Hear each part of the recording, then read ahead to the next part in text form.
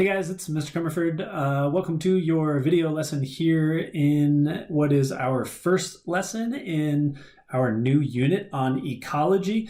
Had we been in school, this is kind of the unit that we use to finish out the year. It's our last unit of our cpbio class. And this first lesson within is titled Levels of Organization. So really what we're talking about in this lesson is the fact that all of the life on our planet can be organized into progressively larger and larger and larger levels of organization. And as we step our way up each level, we're sort of adding another layer of complexity in order to describe that level of organization. And that's why this cover slide has these, these toys like the little stacking dolls, the nesting dolls. That's why I included a picture of that on this first slide, because this is sort of how the levels of ecological organization work. There's one big level that can sort of gobble up all the other levels. So we're going to talk about that analogy as we make our way through this lesson today. Now, I'm assigning you a TBL this week as well. So obviously feel free to discuss it with each other or try the TBL by yourself, but I'm not going to be going into the images that are on this lesson. I'm just going to walk you through the slides that have words on them, and I don't know if me talking about them will make them any more clear or not. Excuse me. Obviously, you guys have been doing just fine, kind of cruising through the weeks, reading these slideshows by yourself, but I do feel like I would like to be a little bit more personal and interactive, so we're going to give it a shot. I'm going to talk about the slides. I'm going to hope that what I say helps you better understand, and you can do the TBL to sort of quiz yourself and see. And then at the end of the week, there's still going to be the regular Schoology-based quiz. But I think the TBL is probably a good way for you to gauge if you're understanding the material. So let's give it a shot. You can see the objective for you on this lesson is basically to be able to explain what those different levels of ecological organization are, and primarily by using a couple different features, and those are their biotic and abiotic factors, and we'll talk a little bit more about what those terms mean here in just a few minutes. So here we go, let's get started. We need to begin our ecology unit with, pardon me, probably a definition of ecology. So when we talk about ecology, we're basically saying the study of all interconnected life on planet Earth. And as we're going to see in just a second, that interconnected life has those different levels, those different stacking dolls. But ecology, generally speaking, is acknowledging that life is very interwoven and interconnected. And when we study ecology, we study how one form of life interacts with another and interacts with its environment to make this sort of large, complex web of life that exists, as far as we know, only on this one speck of dust in our universe called Earth. So right away, we have a couple of those vocabulary terms from your objective as well, biotic versus abiotic factors. So very simplistic. A biotic factor is any component of an ecosystem or any level of ecological organization that's considered living, where an abiotic factor is any component of an ecosystem or a level of organization that is considered non-living. So in ecology, we have to do a good job of separating organisms from non-organisms, living things from non-living things. And that's why we've worked so hard this entire year to define what life is. Remember that way back at the beginning of the year, we set the stage for, in order to be considered living material, you have to, and then we have that list of things, be made of cells, have complex internal organization, transform energy in some way, show evolutionary history, and that list has a couple other items to go along with it as well. But essentially what we're going to do is we're going to separate living material from non-living material, but we're still going to study in ecology the interaction of both of those things at various levels as we work our way through those nesting dolls. So skipping over the TBL questions, let's go on to our first slide. Sorry, bear with me. There we go. And we'll just start talking about the different levels of organization. Now you can see in parentheses what we're going to do is we are going to work from the smallest level to the largest level. So we're going from the tiniest nesting doll, and then we're going to put it inside the next one and put it inside the next one until we get to the doll that has all the other dolls inside of it. So in ecology, the smallest level of organization that you would study is the level of a species. And a species is just any group of organisms that are capable of interbreeding and creating fertile offspring. The next level up above a species then that we would study is called a population.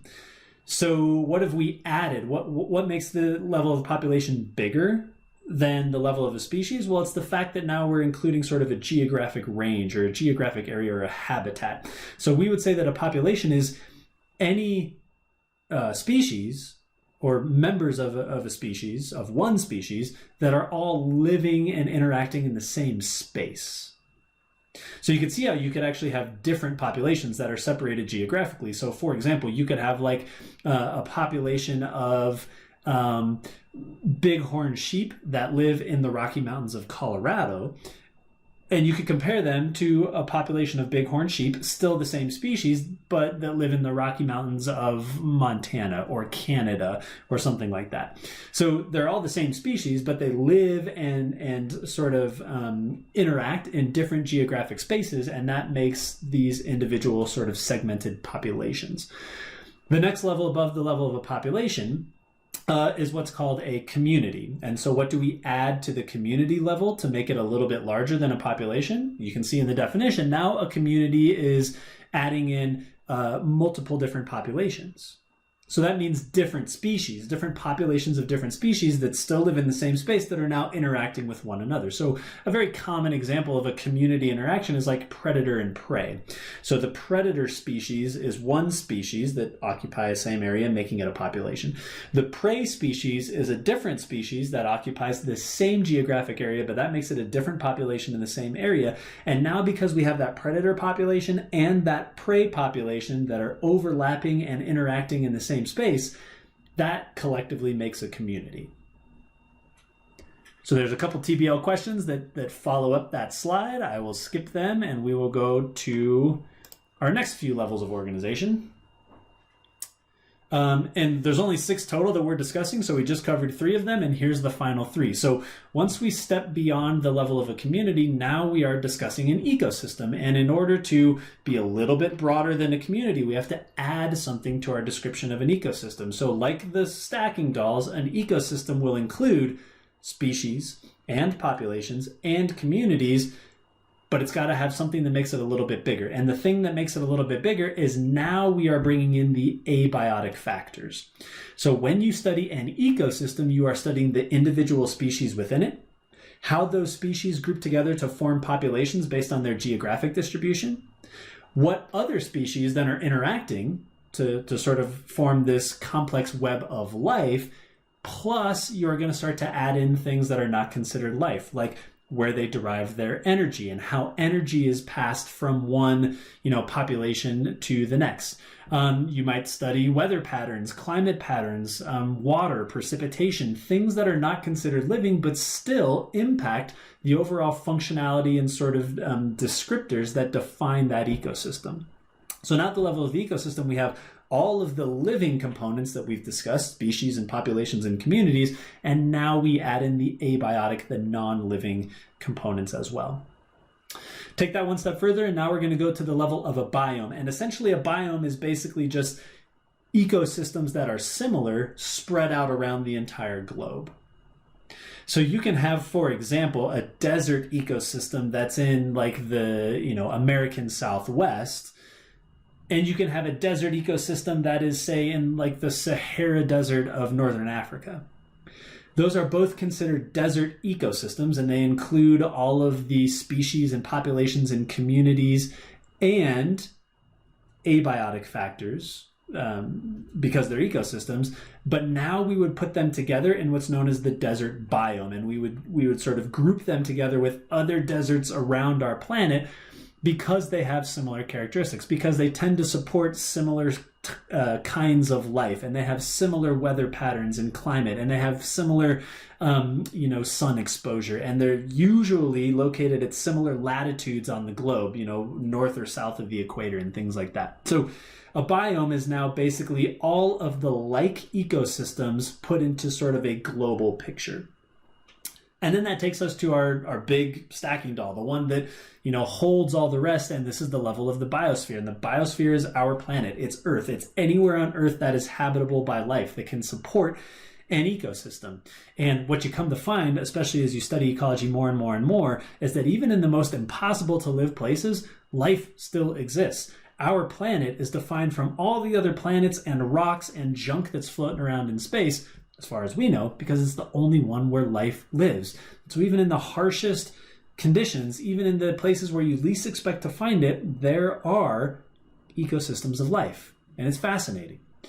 So the biosphere is all of this stuff. The biosphere contains biomes, which are just similar ecosystems around the entire globe.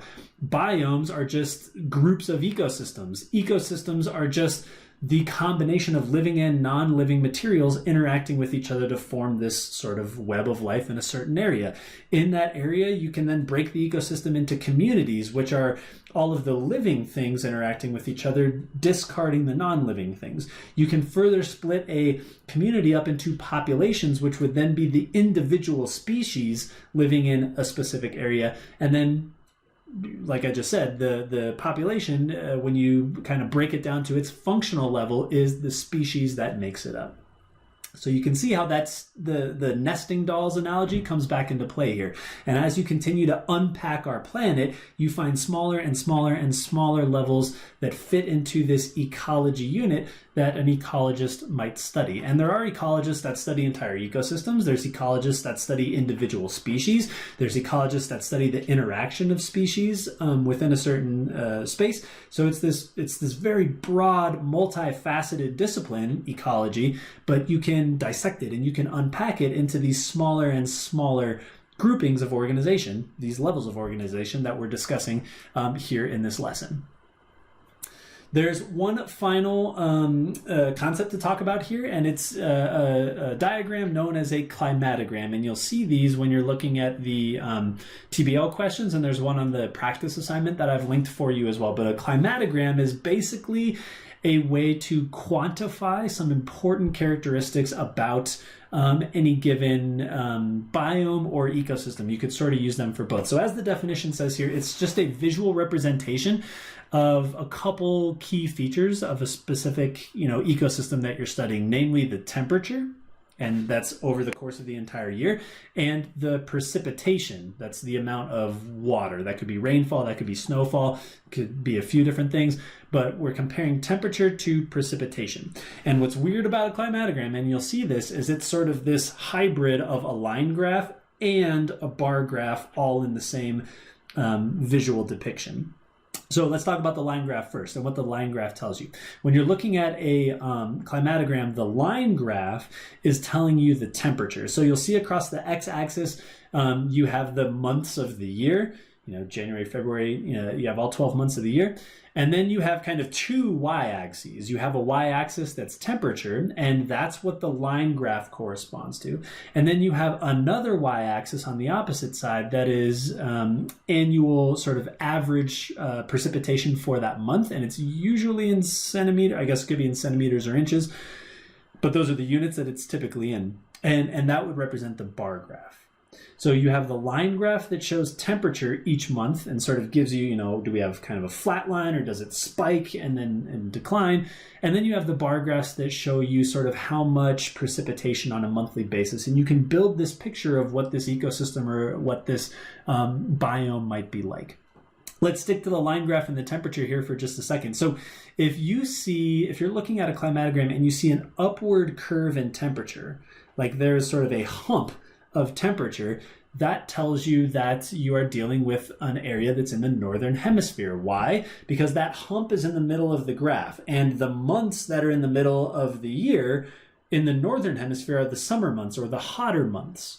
So if you see the temperature line increases then decreases, that means that it's hottest in the middle months of the year. That means that you're in the northern hemisphere. That's where we have our summer. We're a northern hemisphere location.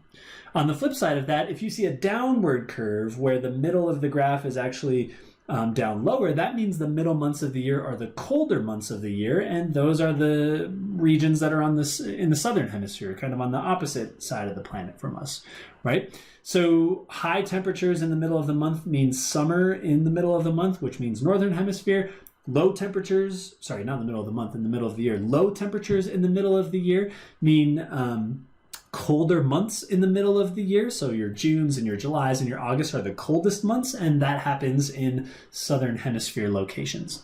If the line is relatively flat, that means the temperature doesn't fluctuate very much over the course of the year, and that means you're pretty darn close to the equator, a tropical location where the temperature is fairly constant year-round. And then finally, if you do have sort of an upward curve or a downward curve, the more drastic it is, more than likely the further north or south of the equator you are likely to be. Then if we talk about the bar graphs, if we talk about the monthly precipitation, here's a couple things to keep in mind.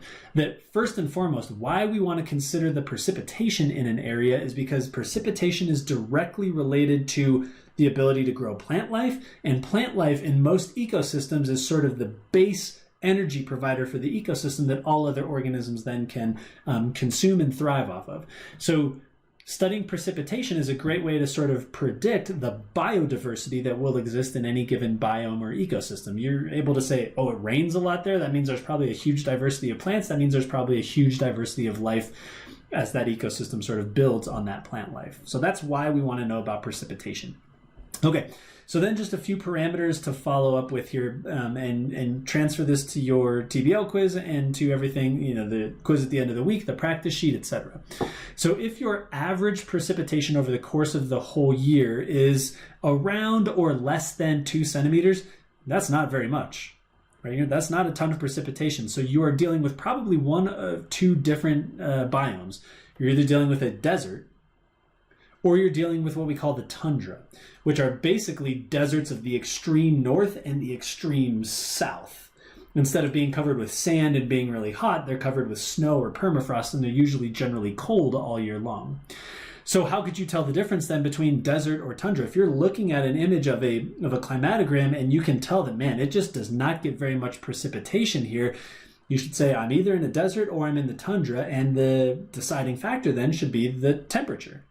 You should look to see what is the highest temperature throughout the entire year. And if it's pretty high, if it's pretty hot, then you're probably sitting in the desert. If the highest temperature you get to is still a really cold temperature, then you're probably sitting in the tundra.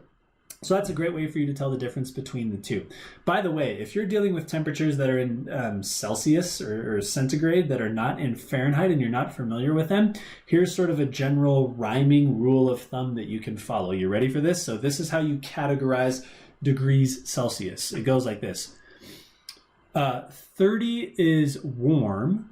So that means 30 degrees kind of or above. 30 is warm. 20 is nice.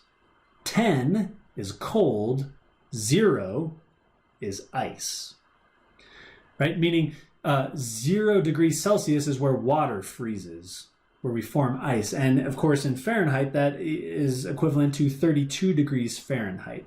So 0 degrees Fahrenheit is equivalent to 32 degrees Fahrenheit. So 30 is warm, 20 is nice, 10 is cold, 0 is ice. That's just maybe a good thing to guide you as you look at these. Okay, let's finish this off here. If you have an average precipitation that's sort of around 5 centimeters, sort of really in the 5, 6, 7, maybe even 4 centimeters, something like that, then you're probably dealing with more of like a grasslands or a plains sort of scenario. They don't get a ton of precipitation, but enough to support some plant life and there's some biodiversity. Then, if you're dealing with obviously extreme amounts of precipitation, we're talking like around 10 centimeters or greater on average over the course of the year, that's what we would consider more of like a forest, where you can have these massive trees and this huge diversity of plant life because you're getting obviously a lot of precipitation over the course of the year. So those are just some general guidelines for how precipitation can make you think, am I in a desert? Am I in the tundra? Am I in a grassland or a plain or a forest? And then the temperature indicator can sort of tell you where on the planet am I? Am I close to the equator? Am I north of the equator? Am I south of the equator? And things along those lines. So that's just a visual representation of how we can sort of quantify and study and predict what sort of life might exist in any given place around the planet. Guys, generally speaking then, I've introduced you to the 6 different levels of organization and sort of what defines them and separates each from the others. The concept of the nesting dolls and the stacking dolls is important to keep in mind.